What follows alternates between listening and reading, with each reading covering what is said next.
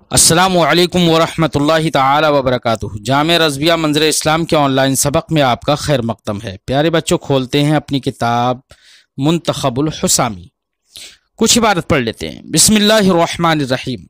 فصل فی حکم الامر والنہی فی ضد ما نسب الیہ اختلف العلماء فی ذلک والمختار عندنا ان الامر بالشیء یقتضی کراہۃ ضدہ لا ان یکون موجبا لہ أو دليلا عليه لأنه ساكت عن غيره ولكنه يثبت به حرمة الضد ضرورة حكم الآمر، والثابت بذلك بهذا الطريق يكون ثابتا بطريق الاقتضاء دون الدلالة.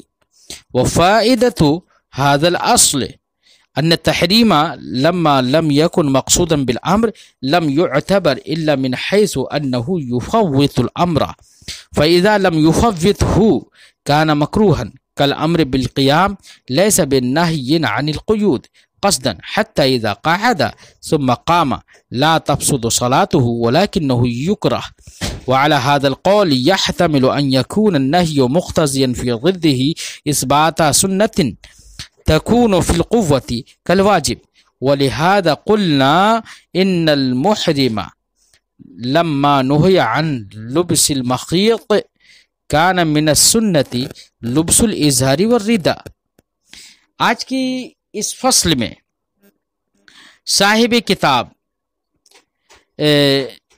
امر و نہی کے جب بیان سے اس سے پہلے فارغ ہو گئے تو اب اس فصل میں صاحب کتاب یہ بیان کر رہے ہیں کہ دیکھیے، جب کسی چیز کا حکم دیا جاتا ہے تو معمور بھی تو واجب ہو جاتا ہے، یا کسی چیز کی جب نہیں کی جاتی ہے تو منہی عنہ حرام ہو جاتا ہے۔ لیکن اگر کسی چیز کا حکم دیا جا رہا ہے تو جس چیز کا حکم دیا جا رہا ہے اس کی ضد میں امر کا کچھ اثر ہوگا یا نہیں ہوگا، یا کسی چیز سے نہیں کی جا رہی ہے تو اس نہیں کا اس منہی عنہ کی ضد میں کوئی اثر ہوگا یا نہیں ہوگا، اس سلسلے میں اختلاف ہے۔ مصنف فرماتے ہیں کہ اس سلسلے میں اختلاف ہے۔ مثال کے طور پر صیغہ امر اپنی ضد میں کیا ثابت کرے گا، اسی طرح صیغہ نہیں اپنی ضد میں کیا ثابت کرے گا۔ جیسے کسی نے کہا قم، کھڑا ہو جا، تو قیام کا وجوب تو ثابت ہوا اس سے، صیغہ امر سے، لیکن اس کی ضد قعود جو ہے تو امر اس ضد میں کیا حکم ثابت کرے گا؟ آیا کہ حرمت کا حکم ثابت کرے گا یا کراہت کا؟ اسی طریقے سے اگر کسی شخص نے کہا لا تقم، تو یہ نہیں ہے کھڑے ہونے سے، اس کی ضد ہے قعود، تو کیا لا تقم یہ قعود میں وجوب ثابت کرے گا یا سنت یا ندب ثابت کرے گا؟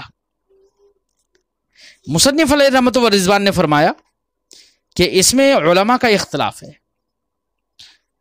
علماء کے اختلاف کو کہہ تو دیا علماء کا اختلاف ہے، لیکن ان کے اقوال ذکر نہیں کیے مصنف نے، بلکہ اپنا مذہب، اپنا مختار یہاں پر بیان کر دیا ہے۔ تو اس سلسلے میں اختلاف جو علماء نے کیا ہے ان میں عام علماء احناف سے بھی اور اصحاب شافعی اور عام محدثین اس بات کی طرف گئے ہیں کہ کسی چیز کا حکم دینا یعنی امر بالشیء بعین ہی اس کی ضد سے نہیں ہوتی ہے۔ اولاً تو انہوں نے یہ کہا، اور اسی میں انہوں نے ثانیاً یہ بات بھی کہی کہ امر بالشیء بنفس ہی اس کی ضد کی نہیں تو نہیں ہوتی ہے، لیکن نہیں کو متضمن ہوتی ہے۔ بات سمجھ آئی بچوں؟ ایسے ہی اور کچھ لوگوں نے اس کا انکار بھی کیا۔ تو جو لوگ اس بات کے قائل ہیں کہ امر بالشیء اس کی ضد سے نہیں ہوتی ہے، ان میں کچھ لوگ تو اس بات کے قائل ہیں کہ امر خواہ وہ ندب کے لیے ہو یا وجوب کے لیے ہو، اس کی ضد سے نہیں جو ہوگی تنزیہ ہوگی یا تحریم ہوگی۔ یعنی امر اگر ندب کے لیے ہے تو ضد کی نہیں، ضد سے جو نہیں ہوگی وہ تنزیہ ہوگی، اور امر اگر وجوب کے لیے تو اس کی ضد سے نہیں تحریمی ہوگی۔ اور انہی قائلین میں سے کچھ لوگ وہ بھی ہیں جنہوں نے یہ کہا کہ جب امر وجوب کے لیے ہو تب تو اس کی ضد سے نہیں تحریم ہوگی، برخلاف اس امر کے جو کہ ندب کے لیے ہو۔ اگر امر ندب کے لیے ہے تو اب ایسی صورت میں اس کی ضد سے نہیں ہرگز نہیں ہوگی۔ یہ لوگ بھی کچھ لوگوں نے یہ بھی کہا، اور انہی قائلین میں سے کچھ لوگ وہ بھی ہیں جنہوں نے یہ کہا کہ امر بالشیء یہ اس کی ضد کی نہیں ہوتی ہے، کب اذا کان لہو ضد واحد، یہ کہا یعنی امر بالشیء ضد کی نہیں ہوگی اس وقت جب کہ اس کی ضد ایک ہو۔ مثال کے طور پر ایمان ہے، ایمان کا حکم دیا گیا امر بالایمان، یہ نہیں ہوگی کفر سے، کیونکہ ایمان کی ضد صرف کفر ایک ہی ہے۔ اور اگر کوئی امر بالشیء ہے اور اس مامور بھی کی ضد جو ہے وہ مختلف ہے، کئی ہیں، متعدد ہیں، ازداد اس کی مختلف ہیں، بہت ساری ازداد ہیں، تو ازداد بہت ساری ہونے کی صورت میں وہاں پر تمام ازداد سے نہیں ہوگی، تو وہاں پر نہیں مانتے ہیں۔ مثال کے طور پر اگر قم کہہ دیا تو یہ کھڑے ہونے کا حکم ہے، اب اس کی ضد، کھڑے ہونے کی ضد بچوں بہت ساری ہیں، قعود بھی ہے، رکوع اور جھکنا بھی ہے، سجدہ کرنا بھی ہے، لیٹنا بھی ہے، یہ سب کیا ہے؟ ضدیں ہیں۔ تو قم کہنے سے اب اس کی جو ازداد ہیں ان سے نہیں ہوگی۔ بات سمجھ آئی بچوں؟ لیکن جو امام غزالی علیہ رحمۃ و رضوان، امام الحرمین اور امام شافعی رحمۃ اللہ تعالی علیہ کے اصحاب کا جو مذہب ہے وہ یہی ہے کہ امر بالشیء یہ بعینہ نہیں ہوتی ہے، بلکہ اور نہ ہی نہیں کو متضمن ہوتی ہے عقلاً، کچھ نہ نہیں ہوتی ہے اور نہ ہی عقلاً نہیں کو متضمن ہوتی ہے۔ اکثر لوگوں کا یہی کہنا ہے۔ احناف کا اس سلسلے میں جو کہنا ہے اس کو صاحب کتاب نے بڑی تفصیل سے بیان کیا ہے، جس کو ہم ان لفظوں میں سمجھ سکتے ہیں کہ امر بالشیء ہمارا اس سلسلے میں ہمارا مختار مذہب یہ ہے کہ امر بالشیء اس کی ضد میں مکروہ تحریمی ہونے کا تقاضا کرتا ہے، یعنی امر بالشیء سے ضد کے اندر کوئی بھی حکم ثابت نہیں ہوتا ہے۔ اگر ہم نے قم کہا تو یہ قم جو ہے کھڑے ہونے کے وجوب کو تو ثابت کرے گا، لیکن کھڑے ہونے کی جو ضد ہے بیٹھنا وغیرہ، اس ضد کے اندر اس کا کوئی اثر نہیں ہوگا، کیونکہ امر اپنے مامور بھی کی ضد سے ساکت ہے، خاموش ہے، اس پر کوئی دلالت نہیں ہے۔ لہذا قیام کا امر اگر دیا، قیام کا حکم اگر دیا تو اس کی ضد قعود مکروہ تحریمی ہوگی اقتضاءً، اور اقتضاءً اس لیے نہیں کہ امر اس کا تقاضا کر رہا ہے، امر کیا نہ تقاضا ہے نہ امر کی دلالت ہے، بلکہ اقتضاءً کا مطلب یہاں پر یہ ہے بچوں کہ جس طریقے سے، چونکہ یہاں پر عامر ہے حکیم، اللہ رب العزت عامر ہے، وہ حکم دے رہا ہے کہ تم یہ کام کرو، تو جب وہ عامر حکیم ہے تو اس کی حکمت کا تقاضا اس بات کا ہے کہ جب وہ ایک چیز کا حکم دے رہا ہے تو ضرور اس کی ضد کبھی ہوگی، اس کی ضد کیا ہوگی؟ کبھی ہوگی۔ تو اس عامر کے حکم دینے کا تقاضا ہے نہ کہ صیغہ امر اس کا تقاضا کرتا ہے۔ بات سمجھ آئی بچوں؟ لہذا ہمارے نزدیک کسی شے کا اگر حکم ہے تو اس کی ضد مکروہ تحریمی ہوگی، اور اگر اس میں پھر تفصیل صاحب کتاب نے کی ہے تو آپ نے یہ بات سمجھ میں آ گئی کہ صیغہ امر وہ ضد کے اندر کسی چیز کا تقاضا نہیں کر رہا ہے، بلکہ کراہت جو سمجھ میں آ رہی ہے وہ عامر کے حکم کی وجہ سے اقتضاءً سمجھ میں آ رہی ہے، ضرورتاً سمجھ میں آ رہی ہے، کیونکہ عامر حکیم ہے۔ اور جو چیز ضرورتاً ثابت ہوتی ہے بچوں، وہ بقدر ضرورت ہی ثابت ہوتی ہے، اور ضرورت ادنا فرد کو مراد لینے سے پوری ہو جاتی ہے۔ یعنی اگر کسی چیز کا حکم دیا گیا ہے تو اس کی ضد مکروہ ہو، اسی سے ضرورت پوری ہو جاتی ہے۔ لہذا امر سے اس کی ضد میں کراہت ثابت ہوگی ہمارے نزدیک، لیکن یہاں پر کراہت سے مراد بچوں کراہت تحریمی ہے۔ بات سمجھ آئی بچوں؟ اسی کو ہم صاحب کتاب کی عبارت سے منطبق کرتے ہیں اپنی اس گفتگو کو۔ صاحب کتاب فرماتے ہیں فصل فی حکم الامر والنہی فی ضد ما نسب الیہ، یہ فصل ہے امر و نہی کے حکم کے بیان میں کہ امر و نہی کا حکم اور اثر فی ضد ما نسب الیہ، اس کی ضد میں جو امر و نہی کی طرف منسوب ہوتے ہیں۔ تو امر و نہی کی طرف کون منسوب ہوتے ہیں؟ امر کی طرف مامور بھی منسوب ہوتا ہے، نہی کی طرف منہی عنہ منسوب ہوتا ہے۔ تو مامور بھی کی ضد میں امر کا اثر کیا ہوگا، منہی عنہ کی ضد میں نہی کا اثر کیا ہوگا، اس سلسلے میں یہ فصل ہے۔ اختلف العلماء فی ذالک، اس سلسلے میں علماء نے اختلاف کیا، جیسے کہ ہم نے آپ کے سامنے اختلاف رکھا تھا۔ والمختار عندنا، اور ہمارے نزدیک مختار یہ ہے ان الامر بالشیء یقتضی کراہت ضدی، امر بالشیء صیغہ امر نہیں کریں، یاد رکھنا، کسی چیز کا حکم دینا یہ تقاضا کرے گا اس کی ضد کی کراہت کا۔ تو امر بالشیء تقاضا کرے گا کراہت، ضد کی کراہت کا، نہ کہ صیغہ امر۔ صیغہ امر تو اس سے ساقط ہے، صیغہ امر کی دلالت ہی نہیں ہے، صیغہ امر کا کوئی تقاضا نہیں ہے ضد میں، بلکہ عامر حکیم ہے تو اس کا حکم دینا تقاضا کرے گا اس بات کا کہ اس کی ضد مکروہ ہو۔ لا ان یکون موجبا لہ،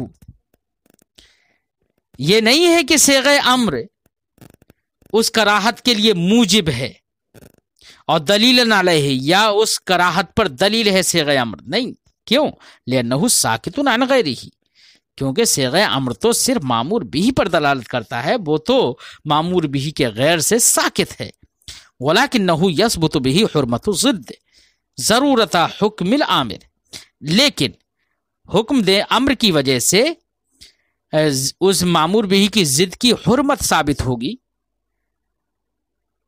حرمت ثابت ہوگی، وہی کراہت تحریم ثابت ہوگی، ضرورت حکم العامر، عامر کے حکم کی ضرورت کے پیش نظر۔ وہ ثابت بہذا طریق، اور جو ضرورتاً ثابت ہو، جو اس طریقے سے ثابت ہو ضرورتاً، یکون ثابتاً بطریق الاقتضاء، وہ بطریق اقتضاء ثابت ہوتا ہے، دون دلالت، بغیر دلالت کے طریقے پر ثابت نہیں ہوتا۔ یہ نہیں کہ صیغہ امر اس پر دلالت کر رہا ہے، بلکہ عامر کا حکم دینا تقاضا کر رہا ہے۔ بات سمجھائی بچوں؟ فرماتے وہ فائدۃ ھذا الاصل ان التحریم لما لم يكن مقصودا بالامر لم يعتبر الا من حيث انه يفوت الامر۔ کہہ رہے ہیں کہ اس ضابطے کا فائدہ یہ ہوگا، ضابطہ کیا بن گیا بچوں؟ اس سلسلے میں اس کی ہم تھوڑی سی توضیح کر دیں، وضاحت کر دیں۔ فائدۃ ھذا الاصل سے صاحب کتاب جو بتانا چاہ رہے ہیں اس کا خلاصہ بچوں یہ ہے کہ ما قبل میں ذکر کردہ جو ضابطہ ہے امر بالشیء اس کی کراہت کا تقاضا کرتا ہے، یہی تو ضابطہ بنانا۔ اس کا فائدہ یہ ہے کہ امر کی ضد میں مشغول ہونے سے اگر مامور بھی فوت نہ ہوتا ہو تو ضد میں کراہت ہوگی، اور اگر ضد پر عمل کرنے سے مامور بھی فوت ہو جائے تو ضد پر عمل کرنا حرام ہوگا. پھر ایسی صورت میں حرام یعنی تحریم ثابت ہوگی. مگر ضد کی یہ تحریم امر سے مقصود نہیں ہے، کیونکہ امر ضد کی تحریم کے لیے وضع ہی نہیں ہوا ہے، بلکہ تحریم تفویض کی وجہ سے اور ضرورتاً ثابت ہو رہی ہے. سمجھ بات آئی؟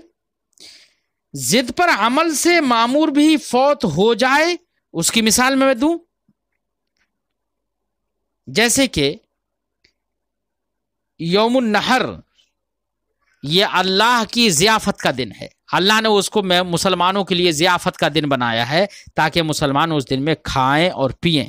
تو گویا کہ اس دن میں کھانے کا حکم ہے، روزہ نہ رکھنے کا حکم ہے. جب کھانے کا حکم ہے تو اب اس کی ضد کیا ہوگی؟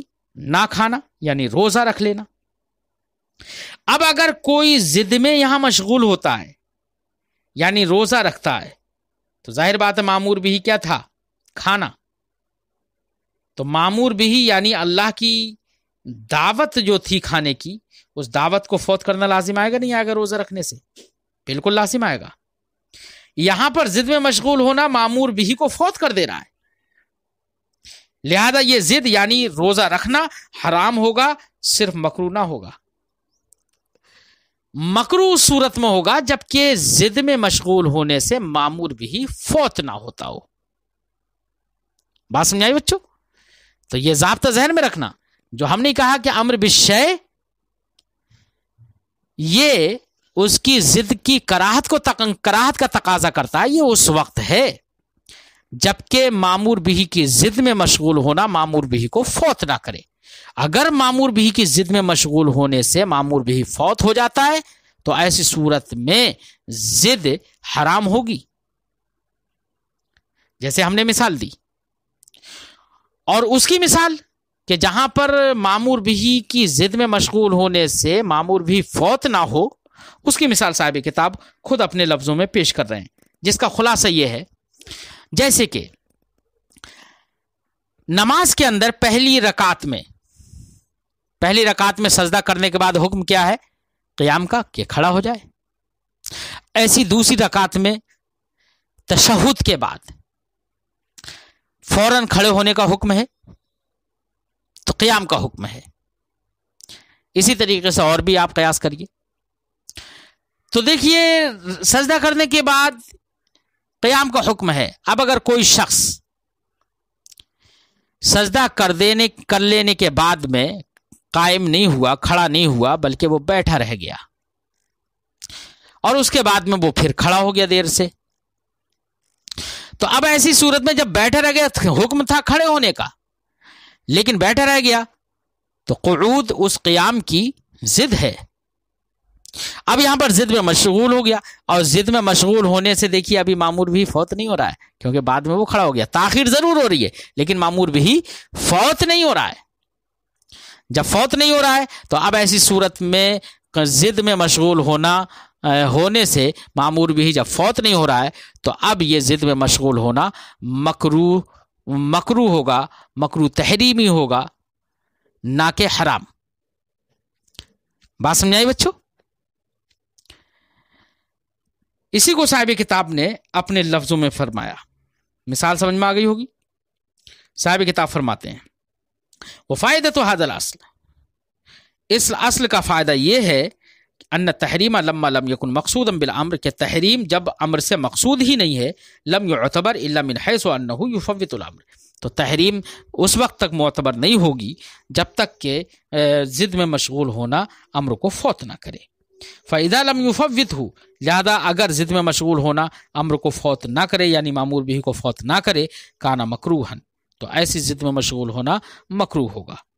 کل امر بالقیام، جیسے کہ قیام کا حکم، سجدے کے بعد کھڑے ہونے کا حکم نماز میں، لیسا بنہی عن القعود، یہ امر بالقیام یہ بیٹھنے سے نہیں ہوگی بالقصد. حتی اذا قعد، یہاں تک کہ اگر کوئی شخص بیٹھ گیا، ثم قام، پھر بعد میں کھڑا ہو گیا، لا تفسد صلاته، تو اس کی نماز فاسد نہیں ہوگی. वलाकिन्नहु युकरह, लेकिन उसकी नमाज मकरूह होगी, यानी मकरूह तहरीमी होगी, इसी वजह से सजदा सहव करना वाजिब हो जाएगा उस पर। वअला हादल कौल यहतमिलु अन यकून अन्नहयु मुख्तज़ियन, तो जब हमने ये बात कह दी कि अम्र अपनी मामूर बिही की जिद में कराहत का तकाजा करता है, सेग़े अम्र दलालत नहीं करता है, बल्कि हुक्म आमिर तकाजा करता है कि जिद मकरूह हो।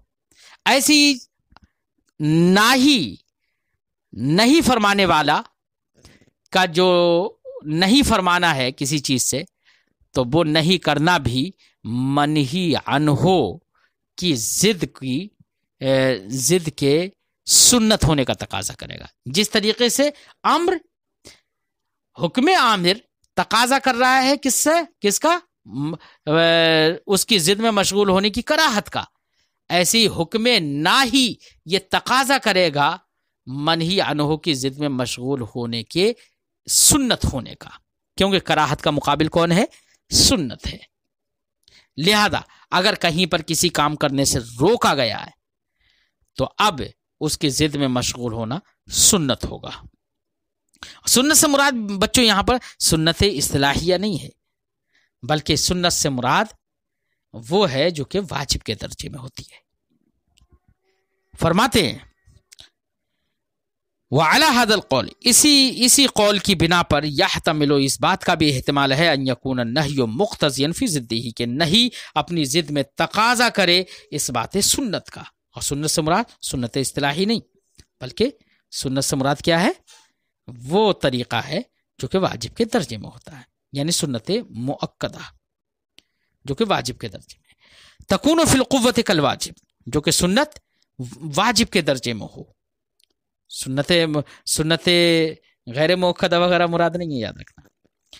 वलिहादा कुलना, इसी वजह से हमने कहा इन्नल मुहरिमा लम्मा नुहिया अन लुब्सिल मखीत, कि मुहरिम इहराम बांधने वाले के लिए जब मना कर दिया गया है कि वो सिला कपड़ा ना पहने, जब ये कह दिया गया है कि सिला कपड़ा ना पहने, सिला कपड़े पहनने से उसे जब मना कर दिया गया, काना मिना सुन्ना, तो अब उसके लिए सुन्नत से ये हो जाएगा, इसी नहीं के जरिए से, इसी नहीं के तकाजे से ये समझ में आ जाएगा कि उसके लिए सुन्नत है लुब्सुल इज़ारी वर्रिदा, कि वो तहमद बांधे, चादर ओढ़े, ये पहनना क्या हो जाएगा? उसके लिए सुन्नत हो जाएगा। बात समझ आई बच्चों? तो जब ये बात समझ में आ गई तो यहीं पर बात खत्म भी हो जाती है। अब हम इंशाअल्लाह अगली फसल के साथ आइंदा सबक